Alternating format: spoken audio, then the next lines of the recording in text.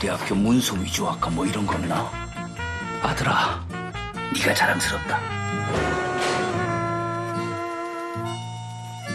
Olá! Hoje eu vou falar sobre um filme bastante polêmico que fez muito sucesso. O sul-coreano Parasita, de 2019, vencedor de muitos prêmios. Mas onde reside o encanto de Parasita? Quem é o parasita do título? Num primeiro momento, nós podemos pensar que as classes sociais menos abastadas são os parasitas, que aplicam golpes e se aproveitam da ingenuidade das pessoas mais ricas para garantirem a sobrevivência.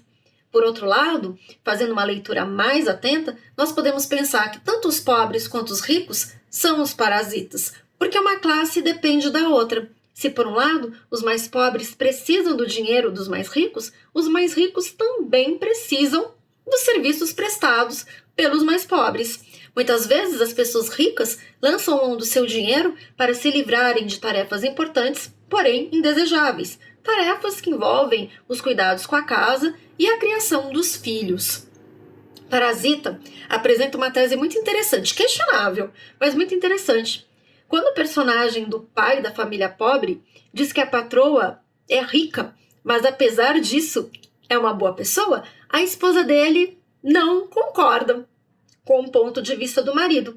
Ela diz que a patroa é boa por ser rica. Se ela não fosse rica, não seria boa. Mais uma vez eu digo, é bem questionável essa tese, mas é bem interessante. Vale a pena pensar a respeito dela. Parasita, além de criticar a sociedade, além de tecer uma crítica social bastante feroz, apresenta também um viés psicológico, apresenta um viés psicanalítico. É possível fazer uma leitura psicanalítica de Parasita.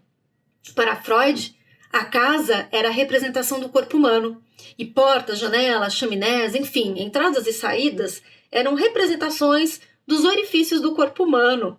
E praticamente todo o filme acontece dentro de casa, na casa dos ricos, no porão da casa dos ricos e na casa dos pobres. Então, a presença da casa está sempre marcando a questão da sexualidade. E a casa dos ricos é espaçosa, é luminosa, o porão já é escuro, parece sufocante, parece úmido. A casa dos pobres também parece um espaço sufocante. Então, me parece que eles estabelecem uma espécie de metáfora, com as relações humanas, com a sexualidade. Enquanto as relações são mais superficiais, tudo parece muito leve, claro, bonito. Conforme nós vamos nos aproximando, nós vamos ficando mais íntimos, as questões parecem mais dolorosas, mais complexas, né? Outra coisa bem interessante que o filme apresenta é a questão da alimentação e da sexualidade. Não importa se você é rico ou pobre, todos nós somos um pouquinho selvagens quando o assunto é comer ou quando o assunto é fazer sexo. Inclusive tem uma cena bem interessante com a dona da casa, que ela devora uma travessa enorme, cheia de comida. Ela oferece a comida para o filho e para o marido.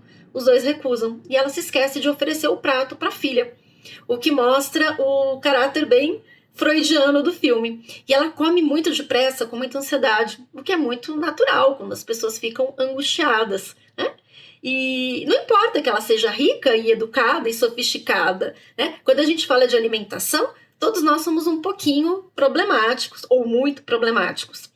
E existe uma cena de sexo bem cômica envolvendo o casal rico que mostra também que no campo da sexualidade todos nós somos um pouquinho pervertidos, todos nós temos fantasias bem bizarras, tudo aquilo que dava nojo para eles no dia a dia, na hora do sexo acaba virando um estimulante. Eles acabam se excitando com aquilo que normalmente os enoja. Parasita tem um toque de Tarantino, mais pro final, na cena da festa. O cineasta de Parasita é um grande admirador do Tarantino e do Martin Scorsese. Do Tarantino ele pegou essa violência estilizada, e do Scorsese ele pegou essa questão mesmo do poder, o poder por meio do dinheiro. Por meio do dinheiro as pessoas vão demarcando os seus territórios. E uma coisa que eu não poderia deixar de falar, na família pobre, a que parece menos empática é a filha. Ela é praticamente uma psicopata. Praticamente não, pode-se dizer que ela é uma psicopata. O pai parece a figura mais doce, que demonstra mais remorso, mais arrependimento. No entanto, é justamente o pai que comete um crime brutal. Mas no final do filme, né? Isso mostra o quê?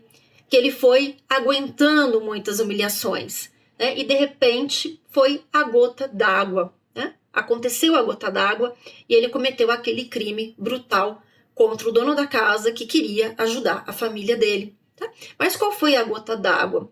Foi quando ele se viu obrigado a participar da recreação, da festa do filho do dono da casa, porque ele estava recebendo para fazer aquele trabalho, né?